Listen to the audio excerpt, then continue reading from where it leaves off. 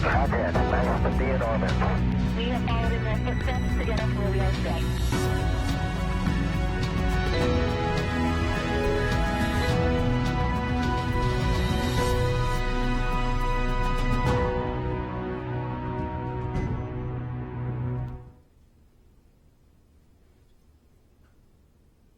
Hello, I'm Behnken with NASA's Office of Communications, and thank you for joining us today as we have one day to launch of the historic NASA SpaceX Demo 2 mission.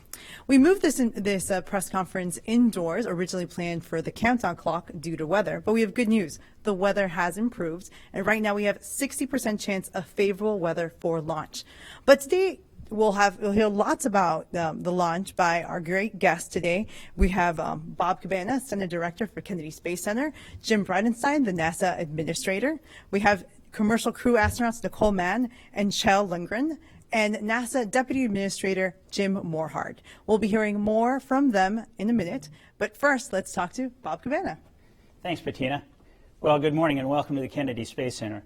I don't have to tell you all how exciting it is to have the first flight of humans to space from the Kennedy Space Center in 9 years. And what an historic pad to be doing it from.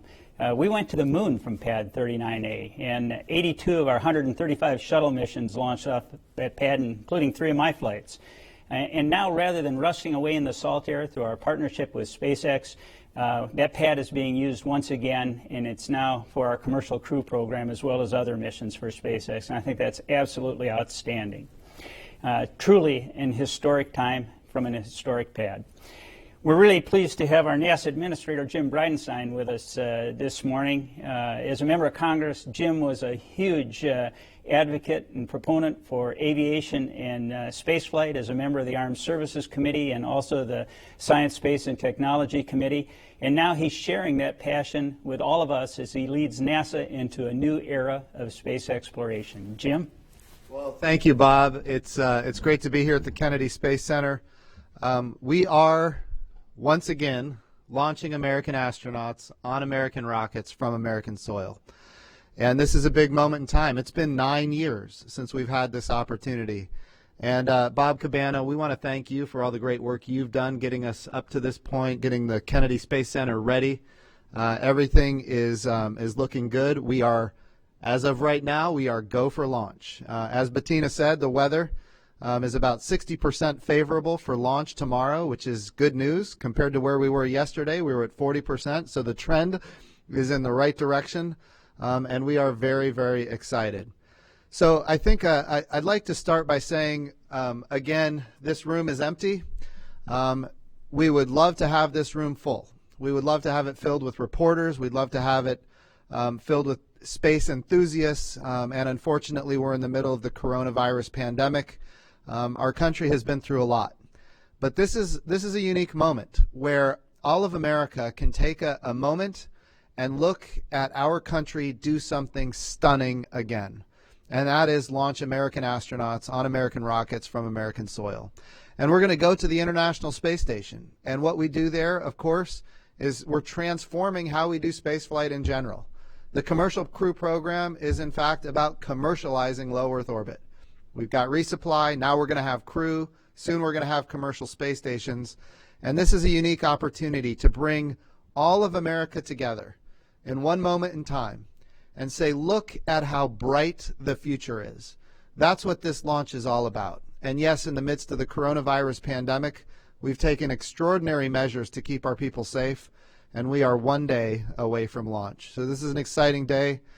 Thank you, Bettina, and I'll turn it back to you. Yeah, next we'll hear from Deputy Administrator Morhard. I just echo what Jim and Bob have said. You know, this is a historic milestone.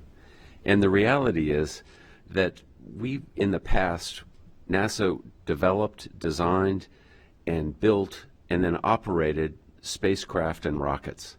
This is the first time that a commercial company is building and going to operate this spacecraft and capsule. And we're really looking to be a customer to SpaceX and to other companies in the future.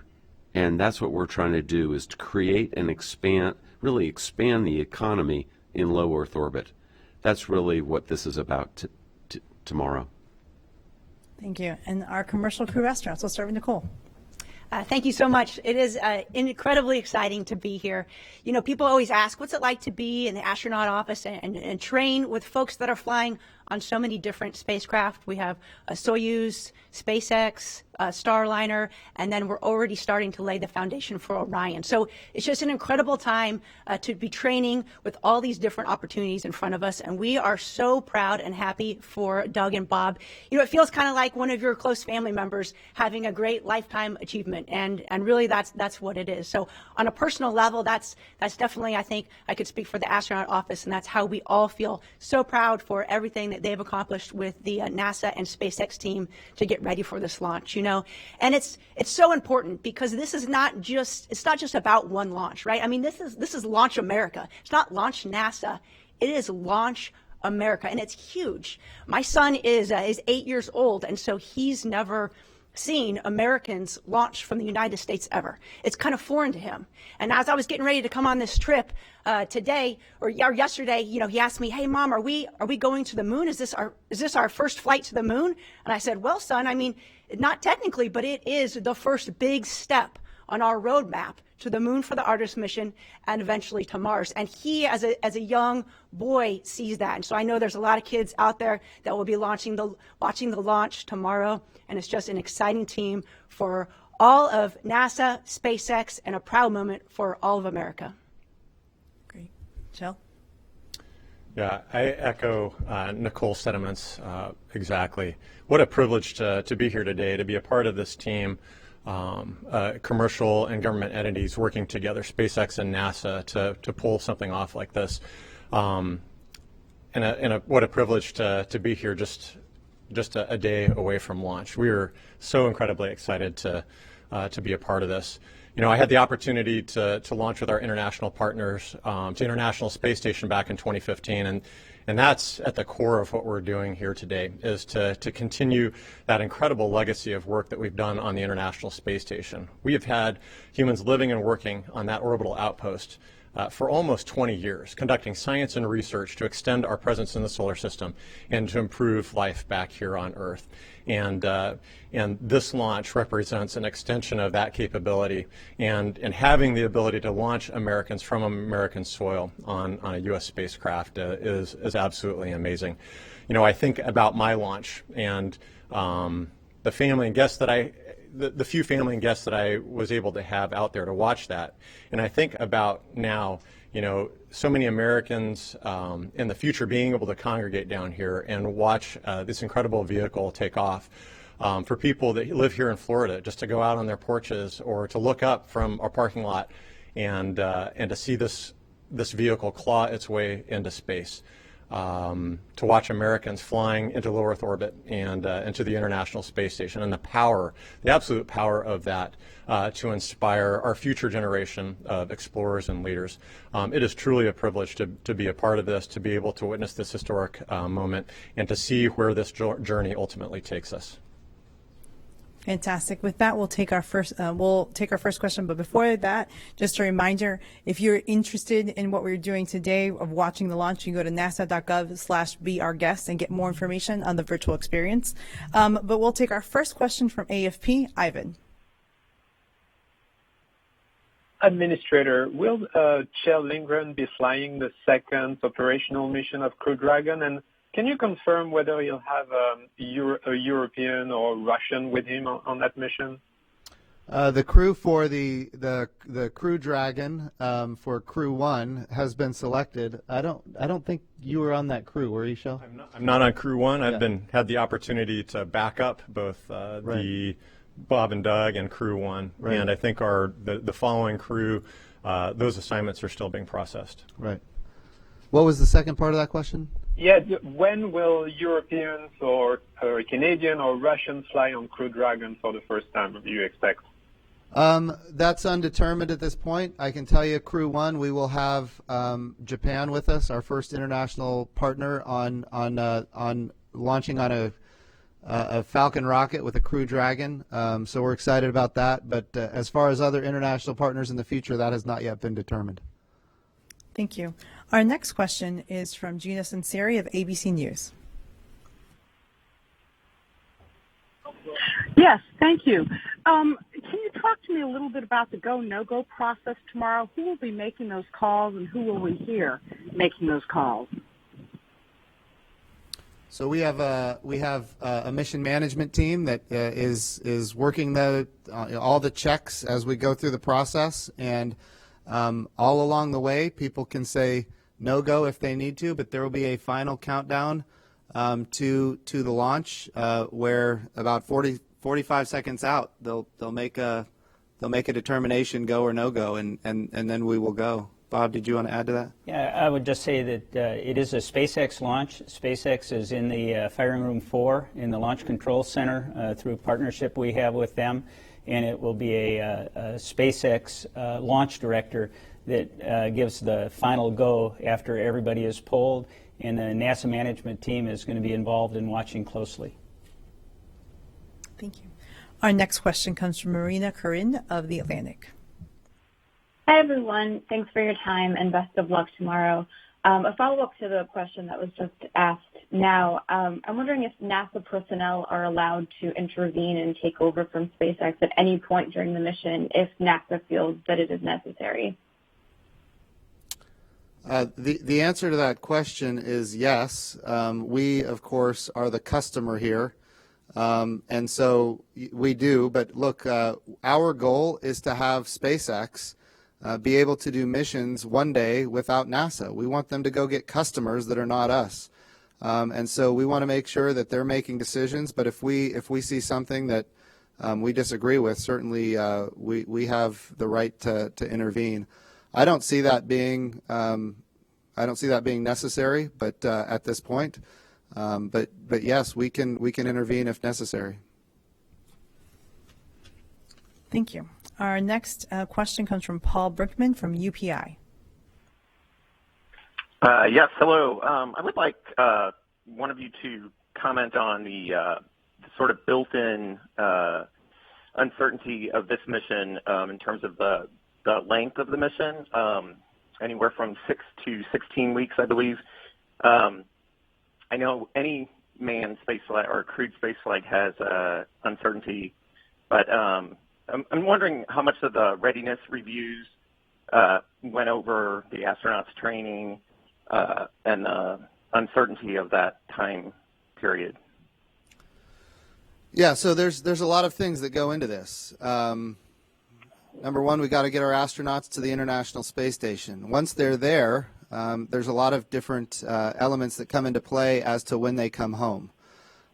Remember, this is a test flight. The highest priority is to test the vehicle and get it home safely, and then be prepared to launch Crew 1. So some of the things that go into the mix as to when they're going to come home include the solar arrays, for example. There is a limitation on the solar arrays of about 114 days, period. We can't go beyond that. Of course, some engineers might argue that we can, as we're on the space station, we will understand how the solar arrays are performing. But right now, we're looking at a limitation of 114 days for the solar arrays. Then we have to consider weather. When we come back to Earth, we have to make sure that the winds and the sea states and the precipitation and lightning, all of those things create a metric, if you will, as to how safe it is to come home. And so we need to make sure that we have the right weather. And if we have a good window to come home, remember, this is a test flight. And as such, if we have a good window to come home and they're not necessary on the International Space Station, we will be taking it. And then, when we think about the other big parameter is, when is Crew 1 going to be ready? Right now we're targeting August 30th for a launch of Crew 1. That's what we're working toward. What that means is that we can keep our astronauts on board the International Space Station doing the maintenance of the ISS as well as doing experiments on the ISS for a period of time, knowing that they can be there probably until early August. We need to get the spacecraft home. Then we need to evaluate the spacecraft, collect all the data, make sure that it performed the way we wanted it to perform, and then get ready to launch Crew 1. So the big parameters, of course, are the weather, the solar arrays, when Crew 1 is going to be ready. So there is a lot of flexibility built into the back end of this mission, but that's intentional.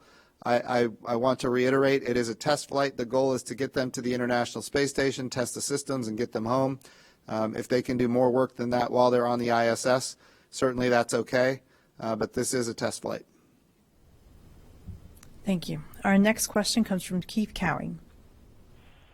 Yeah, hi. I have a question as a member of the Apollo generation. I know Jim Morhart will remember that when we were kids, we wanted to know everything that astronauts did, and NASA went out of their way to tell us everything, including what they ate. Yesterday, Marina asked a pretty straightforward, honest question. What are they going to have for breakfast? And the answer was, I don't know, but we'll get back to you. And then Joey Roulette did some checking and found out that the astronaut breakfast menus are not subject to disclosure.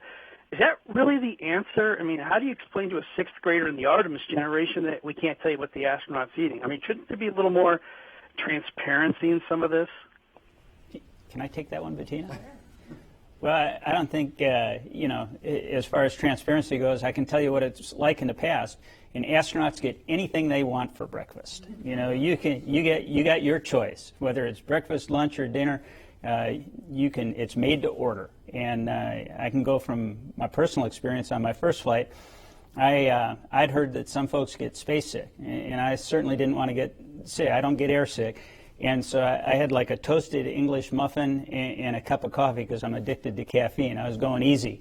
But one of my crewmates had steak and eggs and hash browns, and he's pouring the hot sauce on, and he didn't get sick. But no, it's... they may not have even decided what they want for breakfast yet tomorrow, so it's kind of hard to release what you don't know, but I'm sure they'll make a decision and they'll get anything they want. Thank you. Maybe some of the current astronauts would like to answer. I know, Kjell, you've done a mission. What did you eat? I did. So we got anything we wanted as long as it's what was being served that morning. I was kind of like you, Director Cabana, that I wanted to take a little easy. I didn't know exactly how I was going to react to being on orbit, and so I went easy on the solids. I also got my fair share of coffee. We ate really well while we were in quarantine, but we didn't have the choice of what we were going to eat. And I honestly, I was so excited that day. I can't remember what it is that we ate, but it was plenty, and it was great for what we needed to do that day. And of course, that was at Baikonur. That's right. Yeah, that was at Baikonur. Yep, absolutely. Great. All right, we'll go to our next question. It's Jackie Goddard with the Times of London.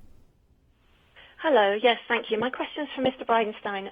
Both astronauts are dads, and I wondered what you would say or what you have said that you can share to their two little boys about what their dads are doing and the significance of it. Thank you.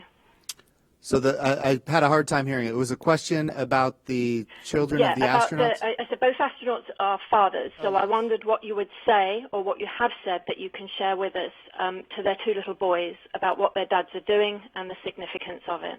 Absolutely. So I would start by saying, and they know this, their dads are heroes, American heroes. They're laying the foundation for a new era in human spaceflight. It's an era in human spaceflight where more space is going to be available to more people than ever before. We envision a future where low Earth orbit is entirely commercialized, where NASA is one customer of many customers, where we have numerous providers that are competing on cost and innovation and safety, that they're driving down costs, they're increasing access. And we are proving out a business model, a public-private partnership business model that ultimately will enable us to go to the moon, this time sustainably. In other words, we're going to go to the moon to stay. We love Apollo. The Apollo era was fantastic. The problem is that it ended. And now we've got the Artemis program, which is our sustainable return to the moon, named after Artemis is the twin sister of Apollo in Greek mythology, and she was the goddess of the moon. And this time, when we go to the moon, we get to go with all of America, a very diverse, highly qualified astronaut corps that includes women.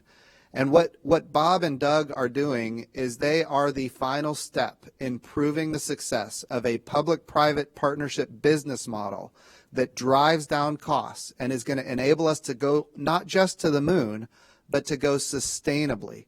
with reusable landers to the surface of the moon. And all of this ultimately is for a purpose, and that is to get to Mars.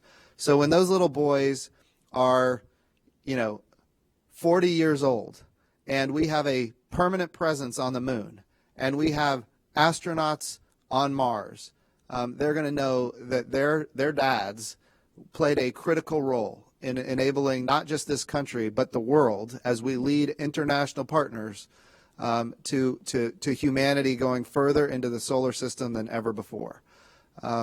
Beyond that, I would remind the children that their dads are both military aviators that have served their country boldly.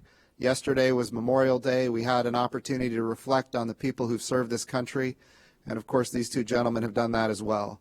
So they're heroes in so many different ways. But as I said, when they arrived here at Kennedy, I'm 44 years old. I'm about to turn 45, and when I grow up, I want to be like Bob and Doug. Okay. Our next question comes from Joey Roulette from Reuters. Hey, thanks for doing this. Question for Jim Bridenstine. It's definitely been a long run to get to this point, and I'm wondering how, has this, commercial crew development and the road it took to get Crew Dragon to this point shaped your view of the commercial space marketplace? And Jim Morehart, feel free to answer too, because since you mentioned something at the beginning of the call. Thanks. So this is an important milestone. We have been very successful with commercial resupply of the International Space Station. Now we've got commercial crew tomorrow, knock on wood. That will be a successful mission. And then we need to build commercial space stations in low Earth orbit. And in order to create the market where these kind of programs can be capitalized with public-private partnerships, we need to prove that there is an economy for human activity in low Earth orbit. And that's what we're using the International Space Station for right now. And of course, some of the most salient projects happening there that have been going on really for a long time now would include immunizations being developed on the International Space Station for salmonella, pneumonia, the ability to compound pharmaceuticals that we can't do in the gravity well of Earth. Microgravity is a resource that is very valuable. It is a tool.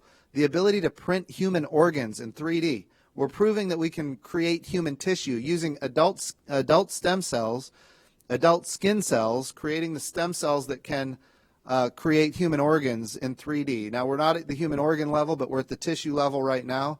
That's a capability that will transform lives here on Earth. The ability to create artificial retinas for the human eye so people who have macular degeneration don't have to lose their eyesight. The ability to create fiber optics in a more pristine way so we don't have to have cable repeaters. So, and that drives down costs and it increases fiber optic networks for humanity across the globe. So all of these things are market drivers that enable a future human spaceflight capability that would be capitalized by the private sector. NASA will be a customer. We will always, always, always be a customer. We've got a lot of science and exploration that we need to do. But those are the kind of activities that we need to see for the future that we believe exists. Right now, space is about a $400 billion market. And we believe that with human spaceflight, that, of course, that's communications, remote sensing, those kind of capabilities. But with human spaceflight, it opens up kind of a much broader marketplace, and we think it's rapidly getting to be, not just a $400 billion, but a $1 trillion market. So I'm a big believer in the commercialization of space. We need it to be successful. It's how we're going to get to the moon and onto Mars. If we keep developing using American taxpayer dollars to develop capabilities in low Earth orbit, we'll never get to the moon and onto Mars. That's what this program is all about. It's about commercialization, where we are ready to commercialize, and then using NASA money to do the things that commercial industry is not yet ready for, with a purpose, and that is to eventually commercialize those capabilities as well. Jim, if I could add to that, why are we here? We're here to expand the human condition for all mankind. And that's exactly what Jim's talking about. Right now, we've got one astronaut on the space station. And when we get the full complement back of astronauts, We're going to increase our research up there by 300%. And that's about helping others. That's why we exist. And that's what we're going to do. On the other side of it, commercial launch. You know, years ago we had, after shuttle, there was no market share. That's right. We now have 70% of the market share. And that's going to expand starting tomorrow. So that's what this is about. That's right. Have anything to add? We'll just go to our next question. I think you covered it. Okay, I'll go to our next question, and that way we can get as many as possible. Marsha Smith from Space Policy Online. Thanks so much. This is for Jim Bridenstine. Could you expand a little bit more on the discussions with the Russians about flying on the commercial cruise ships? Dmitry Rogozin had a bunch of comments yesterday, and he talked about being enthusiastic about having an alternative to Soyuz, but then he said he was confused about NASA's plans for Gateway. Could you just fill us in on where the negotiations stand about us flying on Soyuz and Russians flying on commercial crew? And is that at all tied in with the discussions on Gateway, or are they on parallel paths? Or are you trying to get a whole big package of future U.S.-Russian space cooperation? Could you just expand on that a bit? Yeah, absolutely. So when we think about the commercial crew program, remember, the goal here is to have the International Space Station. Half of it is Russian, the other half is American. And, of course, on the American segment, we've got a lot of international partners. And when we think about the International Space Station, if we are going to maintain a complement of both Russian and American astronauts on board, then we need to be willing to launch Russian cosmonauts on commercial crew, and they need to be willing to launch American astronauts on the Soyuz. And my last conversations with Dmitry Rogozin, I think we were both in strong agreement that that was necessary for both nations as we move forward. And so that's kind of the low Earth orbit, International Space Station, commercial crew, and the Soyuz program. I think we're in agreement in how we need to go forward there. Now, it is true that when we talk about the Gateway, that's a separate kind of level of discussion for what the future looks like. And yes, we have made proposals to Russia as far as we've asked them, how would they like to participate in the Gateway. We've offered suggestions, and right now we're in a holding pattern, waiting to hear back. But the partnership has been strong. This partnership goes back to 1975, the year of my birth.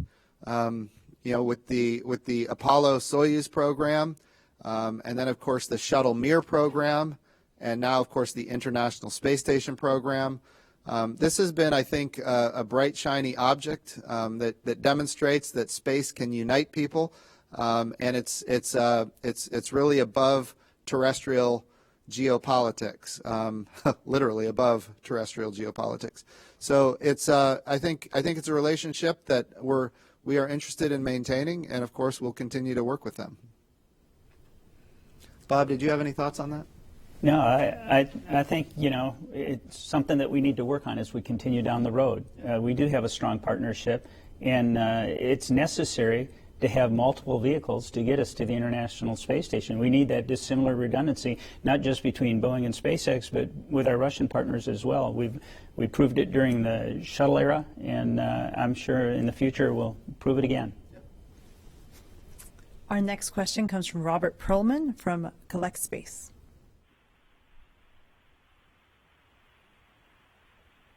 Behind you, the worm has made a return on this flight as has become more and more prevalent. I wonder if you could talk about how that came to be. Was it SpaceX's request? Was it your idea?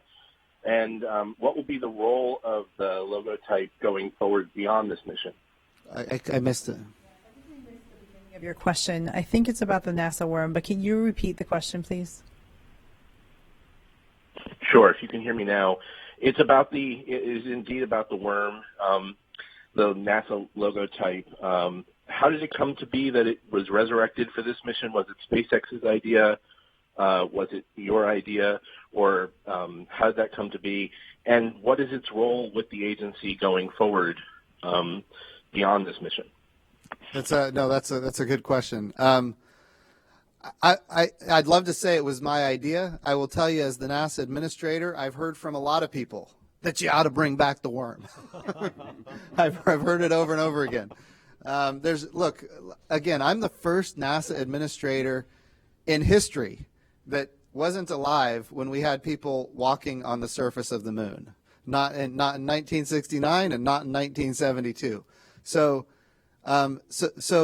my generation grew up with the worm. When I say the worm, for the people out there that might not be familiar, it's the NASA logo that's red, and it's written out. And then the logo that's blue, we call that the meatball. But look, I grew up with the worm as the logo of NASA. It's kind of personal to me just because that's how I grew up. I will tell you that the meatball, the blue logo, the circle blue logo, that's a logo that's very near and dear to a lot of other people, the people of the Apollo generation, for example. The NASA style guide is very clear. The worm no longer exists, but I write the style guide. So I made a determination that for this particular mission, on this particular day, we were going to bring back the worm. And we did. This launch, and the reason I thought it was important to do it on this launch, because it got so much attention. And I wanted all of America to know that this is a $3.5 billion investment by the American taxpayer. And this is an American launch. And yes, it's commercial crew. But this is NASA. It's a little bit nostalgic for me. You know, I grew up, I'm a Navy pilot by trade. I grew up with my favorite airplane being the X-29. And, you know, it's a forward swept wing aircraft that looks really awesome, if I may say so myself. I had a big poster of it on my wall, and on the side of it was the NASA worm. So I'll be honest, I love the worm. We brought it back. But it's also important to note, on this rocket, we have both. We're bringing people together on this mission. We've got the meatball and we've got the worm. And I like both, so we're going with both. And yes, sir, I've noticed the difference with the worm being out there and the meatball. You see a ton of kids these days walking around, right? NASA T-shirts, the worm on their jacket and everything. I think it's just really helped to energize some of the younger generation folks that haven't seen launches maybe in their entire life, or maybe they were very young when that happened. And so you get a lot more questions when we get the opportunity to go out to schools to speak with children. And it's different, I think, than maybe when we were growing up. At least when I remember growing up thinking, oh, an astronaut, that's some far-fetched idea. Somebody does that. I don't know who they are, though, or something you see in the movies. But that's not going to be our future. Our future with the commercialization of space is that it's going to be very accessible to many young people, whether it be as an astronaut or a scientist or as an artist or as an engineer that's working on this program. And so I think the younger generation are starting to realize that and understand it's not the movies, it's not sci-fi, it's reality.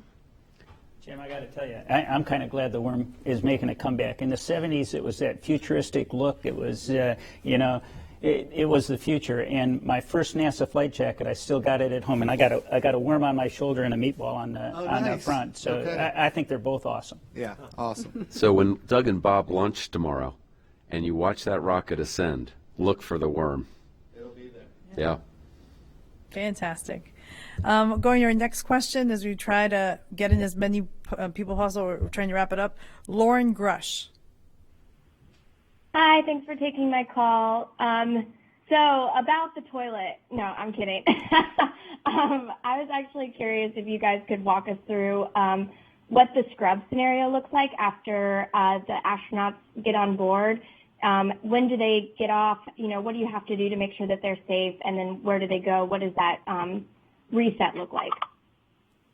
I'm having a hard time hearing that. What was that? Scrub, Lauren? I'm just trying to make sure we understand your question. Yeah, so if you scrub and the astronauts are already on board, what does that procedure look like? How do they come off? What do you have to do to make sure that they're safe? Of course, it really depends on at what point the scrub occurs, but they'll have the crew access arm will come back to the vehicle, and essentially we're going to make sure that that the vehicle is safe to approach. we'll have the folks from SpaceX will come in, unbuckle Bob and Doug, and then just escort them out down to the ground, and they'll prepare to give the next launch opportunity a shot. But it's all, of course, done in a manner that makes sure that everybody that's involved is safe. Great. Our next question is Leo Enright from Irish TV. A very unlikely scenario of a transatlantic abort. As I understand it, there are not one but two abort modes, which would involve splashing down in the Atlantic Ocean off the coast of Ireland. And so I'm wondering, what is the plan there? There don't appear to be assets stationed, say, at Shannon. How are the crew going to be retrieved in this very unlikely scenario? Or will you be waiting for a boat from CNET in Kerry to come and collect them? Kjell, I'll let you. You bet, absolutely. So there are a number of abort modes. We can, as the vehicle crosses across the Atlantic, we have various sites that we're kind of aiming for, and we'll either abort forward to some of those sites, Ireland is an example, or do a retro abort to come back to these areas. And we have assets, of course, stationed off of the coast, prepared to assist the astronauts. But as we get into these longer transatlantic abort modes, we'll be partnering with our military assets to deploy divers and folks to get into the water to help the astronauts, and then bring helicopters or boats alongside, whatever assets are available in that particular area. But it's our partnership with the military that really helps us, the Air Force specifically, that helps us deal with any of those more downrange aborts. Thank you. Next question, Marcia Dunn. Yes, hi. I'm wondering how many astronauts will be on site for launch tomorrow. I can imagine the entire astronaut corps emptying out of Houston. And how will you prevent launch fever from taking over on such a big mission with such high expectations with the President of the United States in attendance? Thank you. As far as the number of astronauts that are here, we've taken a lot of precaution to limit the number of people coming in general. I don't know what the total number of astronauts that will be here is. Do you guys know offhand? It's, I think, under 10. Under 10? Definitely under 10. It's a Okay. small number, yes. So we won't have a large contingent of astronauts here. What was the second part of the question? Launch fever. Oh, launch fever. Absolutely. Look, this is a serious issue, and as a naval aviator, there's what we call get-home-itis.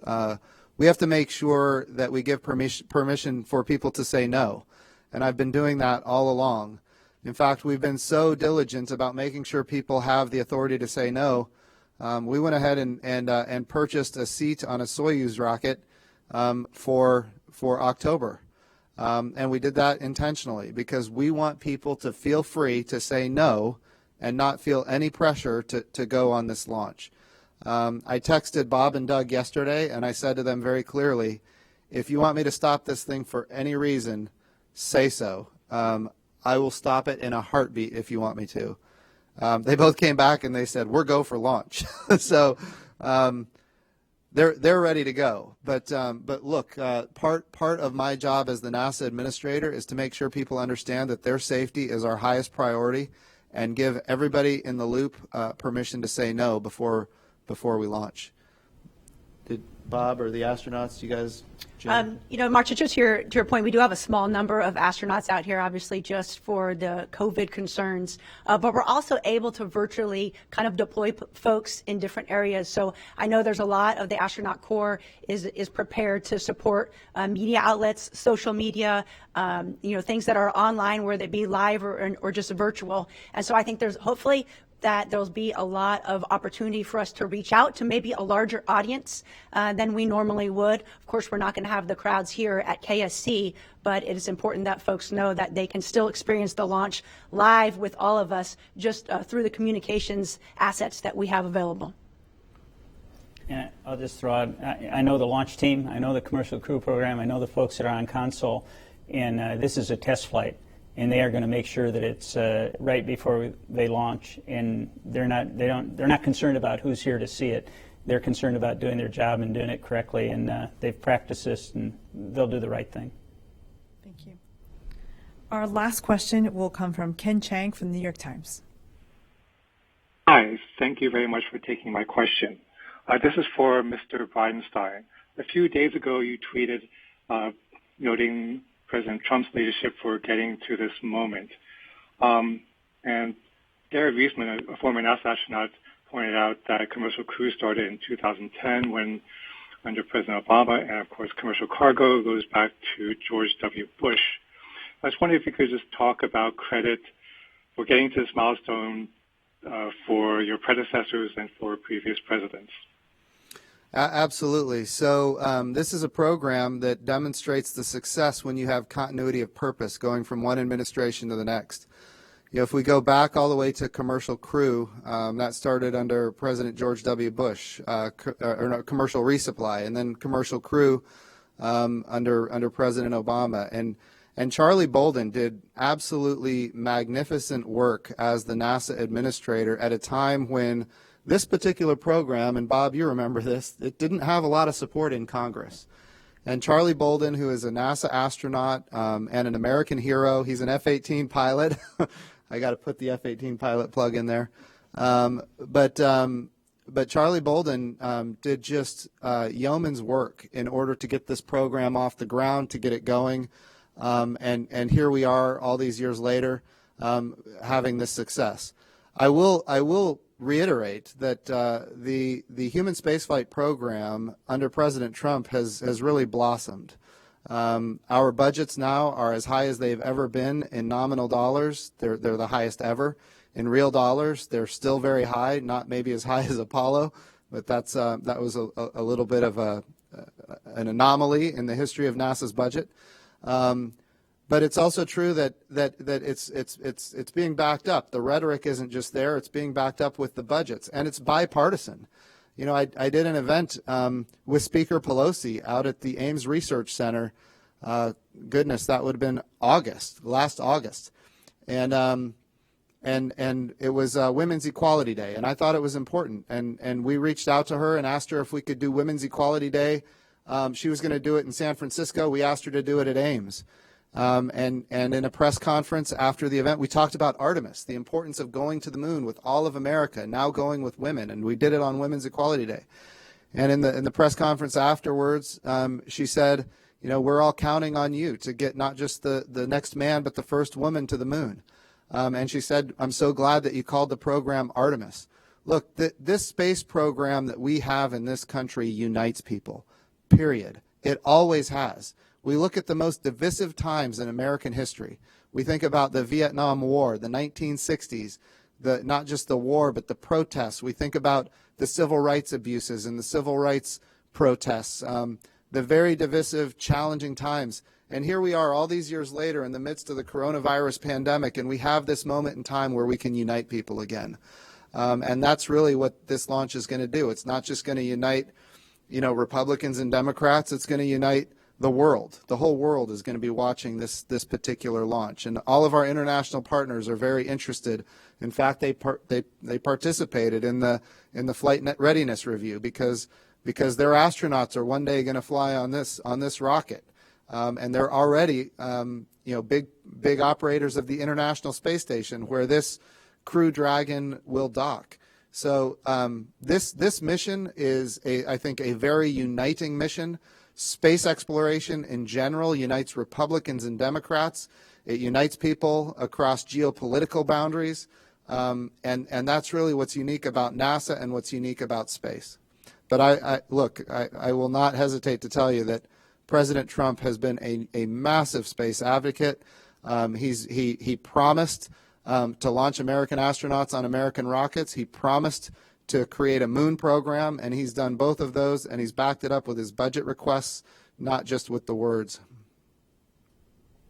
Okay. Well, with that, we're going to close today's press conference. Thank you so much for joining us. For more information, go to nasa.gov. And for more information of how to enjoy all these events virtually, go to nasa.gov/beourguest. Thank you.